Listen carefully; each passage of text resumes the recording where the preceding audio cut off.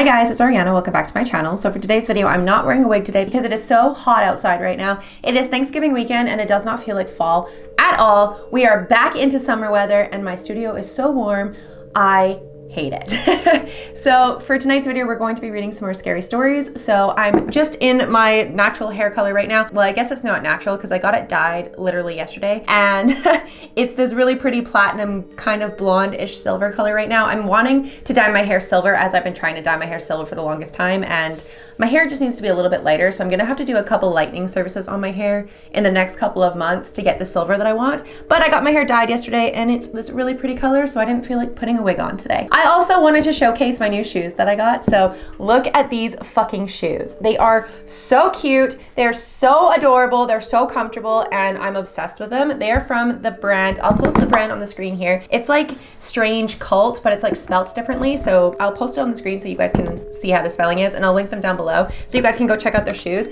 But their shoes are so cool. Like I'm obsessed with the Halloween theme of these. I will never stop wearing them. They are so fucking cute. So I just wanted to show you guys my new shoes because I'm fucking obsessed with them and I highly recommend them because they're so comfortable. As per usual, I have my Wicked candle in here. It smells like caramel apples, setting the mood for a spooky story time video.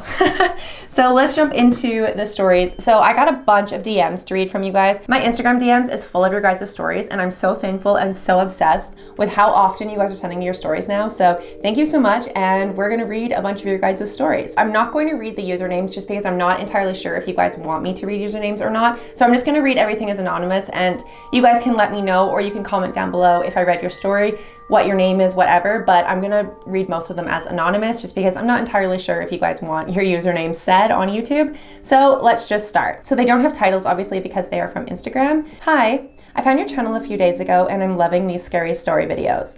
I wanna share two of mine for now. They're not as scary as the ones you've read, but it's still pretty scary to me. Story number one. When I was younger, my family and I stayed with my grandpa at his home. I used to sleep on a chair in the computer room. I had really bad acid reflux and heartburn, so it was easier if I slept sitting up. My sister and my mom slept on the bed. One night, I was around 8. I was about to go to sleep and it was around 7:30. It was getting pretty dark and I looked out the window and I saw a tall figure outside. The head, hands, and feet were white circles and the body was black. It looked like a stick figure. Yes, I said it was tall, but the figure bent its knees as if it was walking downstairs, taking about 3 huge steps and disappearing. My parents and everyone that I told wasn't really surprised because they've all experienced scary things. Number 2. Recently, I've been seeing people or things in the corner of my eyes. I wear glasses and my hair is usually in my face, so I shrugged it off as nothing at first.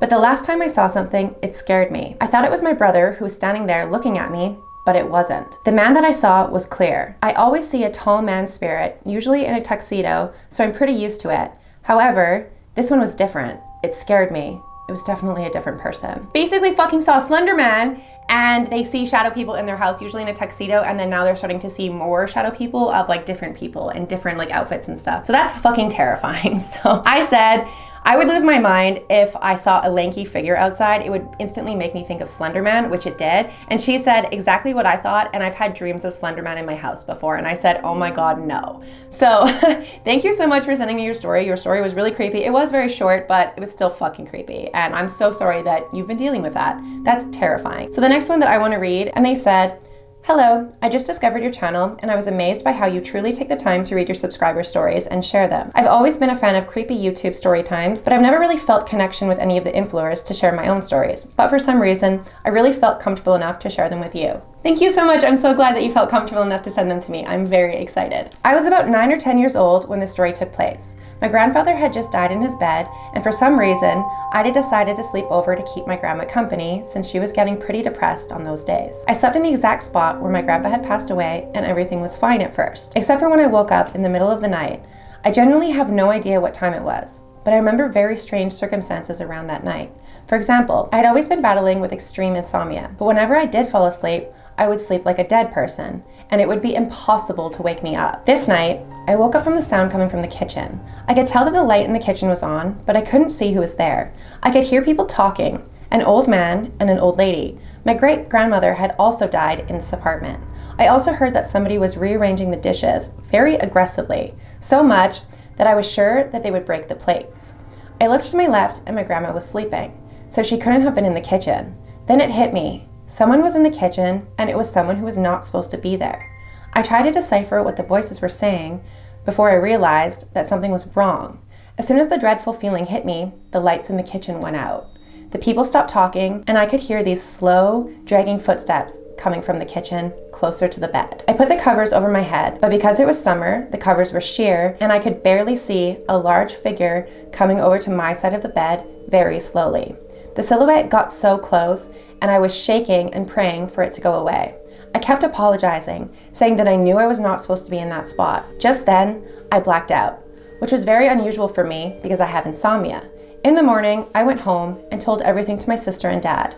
My sister got extremely scared and said the same thing had happened to her the day prior and that she thought she was dreaming. My dad got visibly creeped out as well and told us that a few days prior, our little cousin was sitting in the kitchen with our family and they started speaking to our dead relatives. When they asked them if they saw them, they said yes. We are Eastern Europeans, so we are very superstitious and believe in such things as spirits, so we're not just paranoid, but instead, hopeful that our relatives found peace on the other side. Thank you if you took the time to read this. Best of luck to your channel. Thank you so much for sending me your story. Your story is really sad. I'm so sorry that you lost your relatives, but it's really fucking creepy that you heard somebody in the kitchen and the second that you were like, this is weird, I should go investigate, the lights turned out, and then whatever entity it was started coming towards you. And like, that's terrifying. And then you just black out. Like, oh my God, I'm so sorry that you had to deal with that. That's so traumatizing. I'm curious though if you've slept over there again since. Like, has anything else happened to you in that apartment? And that is terrifying that you've had two relatives pass away in the exact same apartment and you guys haven't moved. I would have moved, but I'm a big chicken. So thank you so much for sending me your story. Your story was so fucking scary and oh my God, I feel so bad for you guys. The next one that I want to read, they said, so I know you're probably not going to read this and I know I might make some grammar mistakes, but oh well. Basically, I discovered your channel yesterday and I saw the words paranormal story time, so I was sold. And I'm not a huge believer in ghosts, but I do love scary stories. But that's besides the point. So as I said, I don't believe much in ghosts because I never really had paranormal experiences, except for this one time that I'm gonna admit. My house is pretty fucking scary. My house is about 50 or something years old, and I'm a chronically sleepy person. I literally wake up every night around 3 or 4 in the morning feeling extremely paranoid for no reason. Like someone is watching me. And there was this one period where I would wake up at 1 in the morning every night and hear actual footsteps in the attic. I know it might be an animal, but I'm pretty sure an animal doesn't walk like a human. I'd wake up in cold sweat and boom, footsteps. As if that wasn't bad enough, I literally see shadows in the corners of my eyes that turn into mist. I remember last summer I saw something walking past my bathroom and I saw 2 long ass legs standing next to the sink. I saw these little shits at the foot of my bed that disappear when I look at them, and they're fucking terrifying. Also, did I mention that I'm sleeping in the same room where my great-grandmother had died? Yeah. Though nothing that happened in my room should necessarily associate with her death, I remember that story you read a while ago, that the cop lady that got stuck in the loop, that happened in real life to my dad. I don't remember much since he told that story a long time ago, but apparently he was stuck in some sort of loop, where he would show up at the same place every day. I remember hearing that and being so scared. I also have this thing that's kind of weird. How do I explain this? But I can connect with my past self. Like I know how I died, or at least I can predict how I died, and when it was. I just know that all those deaths are connected to my fears in this life. I also just remembered that I have weird dreams, one in particular that really scares me. And I said, hi, thanks for sharing. You can send me any more stories if you'd like. And they said, oh my God, I can't believe you actually responded. I'm literally screaming right now. Their next story, they said, okay, first I'm gonna tell you about my dreams. There's 2 that really stuck to me. The first one is scary and the second one is worse in my opinion. But anyways, basically it was around November 2019 when I had this dream. I was taking a nap and woke up in a cold sweat. I remember a bus leaving me on a road in the middle of a cornfield. The sky was clear, no clouds, and also no sun, but it was still blue. It looked exactly like a sunny day. The road was on a really small hill, and in the distance was a forest. There's nothing particularly scary about this dream. I just remember being stuck in the middle of nowhere, and it was so quiet. I know it'll probably sound crazy right now, but I'm actually kind of scared of being in quiet places, because then it's like my hearing becomes really strong. I can hear everything, and that's why I hated the dream so much. The only thing I could hear was the rustling of corn, even though there was no wind. I felt like I was being watched. It was horrible. Now onto the second dream. I'm not sure exactly when it happened, but I think it was this year. So I remember I was on a set of a show, but then I suddenly became part of the show, and it was time for all of us to sleep, so we did. I remember I woke up in that dream and was on the couch. I wasn't facing the room, and I remember I felt something on the couch. I picked it up and threw it on the floor, and suddenly I heard a cracking sound, like bones cracking. A little while after, I felt something crawling or walking on my bed. As it got closer and closer, I woke up. This is probably where the dream would stop, right? Nope, not the case for me, because I could still feel it on my actual bed, and I was facing the wall. I saw the blankets I was covered with, and I could still feel the thing. Since my grandma was in the same room as me, I tried calling out to her, but I couldn't. Whatever was on the bed was getting closer, and it felt like an eternity. And just as it was about to get me, I finally called out to my grandma, and she said, "Huh?" And the creature disappeared. I felt so much relief, but the next morning, I woke up extremely sick. I had a fever of almost 40 degrees Celsius, 102 Fahrenheit. I know I'm probably sending a lot of messages, but Instagram won't let me send everything at once, and it pisses me off. I know, I'm sorry. On to my past lives. This is gonna be kind of short, since there isn't much, but basically, I can remember one. I was 50 or 60, and I was at a Ferris wheel. I know it was really high up. Basically, last summer I went to that thing that lifts you up really high and spins you around. I looked down and got hit with deja vu, like I've been here before. And that the memory where you know exactly what happens. And I remember the moment leading up to it, but you don't actually remember what happened. I remember being there, but I don't remember falling. I also kind of remember people around me checking if I was okay. I could only hear them, and I just remember that your hearing is the last thing to go when you die. So that was probably it. I can't recall the second one, but I feel like it happened around the 2000s. I fell off something. I'm not sure what. Maybe an airplane or a boat?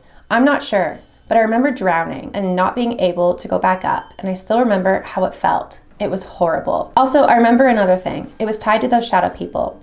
Basically, I was at my friend's house, and her other friend was there. Let's call them Mary and Anne. So I came up with the amazing idea of making a Ouija board, and we played it in Mary's room, which was pretty dark. Light enough that I could see both of my friends. But basically, they were facing me and we couldn't really contact anyone. Except I remember looking at Anne and seeing a shadow fade away into mist behind her. They both freaked out when I told them that, and we stopped playing. That's it. I don't know what to say. That is so fucking crazy that you can remember past dreams and past lives and just like things that happened to you. Whenever I have a dream, I can remember it for like a couple hours in the morning and then I completely forget about it. And like, you have so many dreams in your sleep that like you're not always going to remember them, and I like don't really remember a lot of my dreams except for a couple reoccurring ones that are fucking terrifying. And one time when I was able to control my dream, which was crazy, that's a whole different story time, but it was wild. But I can't believe that you can remember your past lives and like how you died and it's all connected to this life. That's terrifying. So because you said that your way that you died in your past lives are connected to this life, so does that mean like you're afraid of heights and stuff and that's why it's tied to this life? I'm really curious. If you watch this story, please let me know in the comments down below how it works, because that is fucking crazy. I can't believe it. And I can't believe there's 2 stories in a row where you guys are still in the house of your deceased relative. Like, that's crazy. You guys really need to move.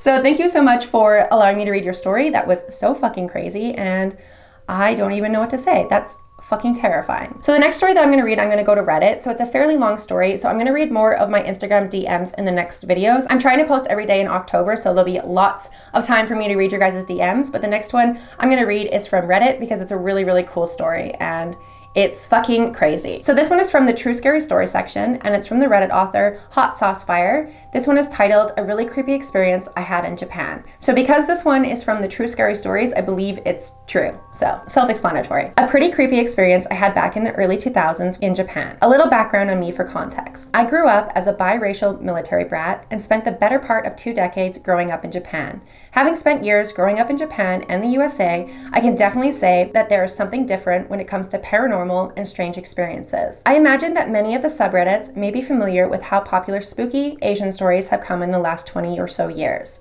So read on to hear about some of the strangest occurrences I have ever encountered. During my late teens to my early 20s, my social circle and I had a naive obsession with exploring places in Japan known for paranormal activities, urban legends, and investigating creepy areas. This was prior to advent of reality television really blowing up like ghost hunting shows. In Japan, shows like this would be broadcast regularly in the summer. Like October is the witching season for Western cultures, the month of August is for Japan. This was our motivation for partaking in these excursions. So here's my story. As a military brat who grew up in Japan while attending school in the US, military installation, I graduated in the early 2000s. Following graduation, most of my graduating class moved back to the US to pursue college or start their adult lives. Most would leave and never return to Japan. My parents are Japanese, so I had every reason to go back. In the December, I had just returned home to Japan after my fall semester at college. To my relief, a couple of my friends chose to remain in Japan after high school, so I had friends to hang out with while I was home on vacation. One evening, I was out joyriding with my buddies. We had nowhere important to be and were just driving around aimlessly. Occasionally, we would stop by popular hangout spots for young adults, hoping to meet some cute girls. My friend, which I'll call Jay, had a 90s Nissan Silva, and he was obsessed with drifting. Truth be told, he was not very good at it. You really couldn't fault the guy for trying though. That evening, he suggested that we take off to Asmizo Park near our hometown. As this was a large public park, it had many parking lots peppered throughout its grounds. The lots were prime locations for him to practice whipping his cars around while not causing damage to other cars. Without hesitation, we all agreed and headed in that direction. About 20 minutes later, we were passing the main entrance. During the day, this was a pleasant public park that many people recreated at. Japan, in comparison to other countries, is very relatively safe. The park was no exception to that notion. However, it did have some unfortunate events happen there. I will elaborate more on this later.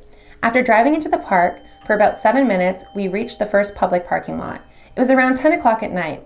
We pulled into the park. I hopped out of the car and pulled out a fresh pack of cigarettes and lit one up. The evening was brisk. I gazed around, letting my night vision calibrate as the lights far off in the distance twinkled.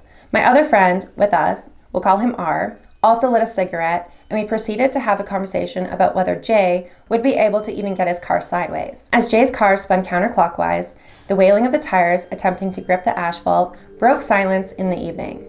Even now, I can close my eyes and still remember the smell of burning rubber. Adjacent to the parking lot was a tree line that led into some thick bush and wooden area. The park was known for its green belts scattered throughout it. I remember looking over my shoulder a few times that evening because I had a feeling that we were being watched. But each time I scanned the tree line, I saw nothing out of the ordinary. What happened next would cause me to jump so hard that I laugh even now thinking about it. My cell phone in my pocket started ringing and vibrating, and it freaked me out. The fact that light paranoia had set in from watching the tree lines did not help with the anxiety experienced from the unexpected phone calls. As I was attending college in the United States, only back on vacation, I no longer had a cell phone in Japan. My younger sister had lent her phone to me so that I could be reached if necessary. I pulled the phone out thinking that she or my mother was calling me for something, and none of my friends even had this number. I looked down in the green backlit LCD screen and saw displayed in Japanese was a restricted number. I thought it was strange, but I figured maybe my sister was calling from a public phone. I answered the phone and there was nothing but silence for a response. I remember hearing a bit of static, and then finally I heard a voice of a Japanese girl. My immediate thought was this must be a friend of my sister's, and so I explained that I'm her brother and borrowing her phone for the evening. If she needed to get a hold of my sister, she should ring the house. She apologized, and I reassured her that no harm was done, and then we promptly ended the phone call. I placed the cell phone back in my pocket and focused back on the ruckus of the noise coming from Jay's car. It must not have been 10 minutes later. The cell phone in my pocket began ringing again. This time, I was sure that it had to be my sister or my mom. Earlier that day, I left home and didn't say where I was going or when I planned on returning. It wasn't uncommon for my mother or sister to call and ask if I had eaten dinner or if they should leave food out when I would return. Pull the phone out again, and once again, it's a restricted number. I answered the phone, and the same voice of the same girl was on the other end of the phone call. Before I could ask why she was calling, she cut me off. Now, based on the previous phone call, I thought there was a couple things that were funny. I know most of my sister's friends and recognized their voice from over the phone. This girl, on the other hand, I did not. Additionally, my sister never mentioned anything about new friends, and her circle was pretty small. She wasn't very big on being a social butterfly, but perhaps I was wrong. My sister is 3 years junior to me, and to my assumption, this girl had to be around my sister's age, which is way too young for me. I had very little interest in engaging in conversation with her. As she probed me with questions, I kept my answers vague. I don't even know why I continued to entertain the conversation with her, but hanging up would just be rude. Suddenly, she asked me what I was doing in a park so late in the evening. I almost began to answer when it dawned on me. I didn't mention anything about where I was or what I was doing. I told her I never said I was at a park. She lightly giggled and tried to play it off, insisting that she thought I said I was. I told her that that's weird and I had to go, and I hung up. Jay grew tired of drifting in this parking lot. He pulled up to us from the driver's side, suggesting we change up the scenery. Ara and I hopped back in the vehicle and off we went. Now, another parking lot. We hop out and Jay continues to do his thing. This parking lot had soccer fields, and not too far from it, the lamps in the parking lot painted an orange hue, which was a bit comforting. Oddly enough, the feeling of being watched returned to me. I swung around to my right and stared at the empty field on the other side of the parking lot. There was nothing. At this point, Jay parks his car and shuts it off. Now silence and thin film of burnt rubber veiled the parking lot. R starts asking what was up with the phone calls. I began to explain to Jay and R what transpired. They both agreed that it was a little strange, but speculated that my sister mentioned to her friends that her older brother was back in town. Jay proceeds to tease me that I should start talking to the chick, but I protested because I had no interest. Suddenly, the phone rang again. Same deal. Restricted phone number. The same girl. This time, she sounded a bit more aggressive. How come you left? What was wrong with the last spot? I asked what she meant. Then she said that we left the last parking lot that we were at. I remember the hair standing on the back of my neck. I made it a point to be vague and never mentioned what I was doing or where I was at. Yet somehow, this girl knew what I was doing and knew that we left the first parking lot. Something didn't feel right, so I hung up on her. A moment later, my phone started blowing up. What do you want? There was silence, and then I hear light static. In a sort of hushed manner, I hear her voice. I'm at the field. I see you. I spin around and face the field looking for any sign of a person. I remember my heart racing, and I fumbled to figure out what exactly was going on. What do you mean you see me? I asked. She tells me that she sees me standing with my friends, wearing my gray jacket and what my buddy's car looked like. She tells me that she's coming over to us and wants to hang out. The line goes dead. I look at both Jay and R and give the rundown on what she said. They both have weird looks on their face, and I know them well enough to know if they're lying or pulling my leg. They both just looked clueless. My phone rang again. Hey, I'm almost there. Will you wait for me? Huh? No. What is going on here? Why do you keep asking me questions? Why do you know where I'm at? Just who are you anyway? I know all of my sister's friends, and I don't recognize your voice. She replied, I never said I knew your sister. At this point, I was like, what the fuck? I look back at the field and I don't see anything. As I'm still on my phone, I asked her where she was at. She said that she would be there shortly. I'm sure my friends sensed the panic in my voice. Jay goes on about nobody's fucking out there. How does this chick seem to have our location? This is the early 2000s, and social media, internet, and smartphones weren't a thing yet. So people can't just know your location. On top of that, we were a few kilometers out of the way. You don't just randomly run into people like that. The evening is getting later as it's past 11 p.m. and I have no explanation as to what's going on. My phone rings again, and before I can even answer hello, she asks me if I can see her. I'm spinning around and jerking like a laundry machine agitator at this point. Both of my friends decided that this is just too weird. R takes the phone from my hand and proceeds to speak with her. I'm telling the story in English and all the conversations that are happening are in Japanese. R, feeling like this is a joke, decides to toy with her a bit. He starts to ask her what she's wearing, etc. He tells me that he thinks he annoyed her enough that she may not be bothering calling again. We all nervously chuckle as we cannot even begin to understand what just transpired. My phone rings again. Same deal. Restricted call. I answer again, but this time I'm upset and she cuts me off. Her voice is much louder now. I could hear what sounds like wind in the background. She begins saying that she is quickly approaching us, yelling for us not to leave her. She wants to be with us. And all of a sudden, I hear Jay drop a soda can as he faces the field. What the fuck is that? I remember Jay saying in disbelief. I hang the phone up, I look at both of my friends, and Jay mentions to jump in the car. We all jump in and he stomps on the gas as we make our escape. My phone rings again. I look, and although I don't want to answer, I feel as though I need to. I take the call and I hear her voice. It's a shame that you all left before I could reach you. Jay is driving frantically away from the park. All the time I had no idea where he was taking us. It was just quiet in the car and I had the phone up to my ear. Oh, well, I guess I'll just need to follow and find you all at the Family Mart that you're going to stop at. I then replied, what do you mean the Family Mart? Before I realized it, Jay had cut the wheel hard and pulled to the side of the road and threw his four-way hazard lights on. Jay turned to look at me. I can still remember the white look on his face. He quietly asked, how did she know I was going there? I hung up the phone and powered it off. We sat in silence for a moment. It felt like a weird dream, and we just decided that we needed to go somewhere else. Shortly after, we drove to a 24-hour restaurant that was our usual hangout spot with many of our Japanese friends frequented. We just wanted somewhere brightly lit and somewhat crowded to chill out. As we walked up to the entrance, I could see some of our friends occupying a booth. We walked in and proceeded to join the party. After we ordered some coffee, we started explaining our strange occurrence. Initially, everyone listened on with excitement. As I explained the story, the look of excitement written on everyone's face eventually faded and got awkwardly quiet. Another female friend of mine who sat across from me, I'll call her A-chan, looked at me and asked again, whereabouts is the park that you were at? As she asked me this, I could see her make eye contact with her boyfriend. He pulled out a cigarette and lit it, and went into his explanation. There was an incident that happened in that park one evening where a girl was walking by herself and someone approached her and dragged her into the greenbelt where she was killed. I heard some rumors about some bad juju associated with the area. In disbelief, I say, "You're joking, right?" Without any hesitation, he looked at me and said, "Nope, but you may need to go to a shrine. The spirit may have latched onto you." And that's how they ended the story. So they do have an update that I may read in another video, but this video is already at the 33-minute mark and I'm getting the heat warning. So this is where I'm gonna end the story. So if you guys are interested in the update, please let me know and I will definitely read an update for you guys. That story was really, really good and so fucking terrifying. And oh my God, I don't know what the fuck I would do in that situation. If someone kept repeatedly calling me and like following me without like any way to know how they were following me, I would literally shit my pants. Like, there is no fucking way I would be able to handle this. I would break down in tears and cry. I would go home.